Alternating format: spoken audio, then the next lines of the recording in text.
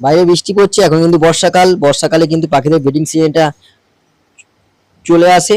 এবার দেখুন আমার কিন্তু ছোট ছোট যে সেপারেট কেজ গুলো আছে তাদের কিন্তু দেখলাম কিছুটা বাচ্চা হয়েছে।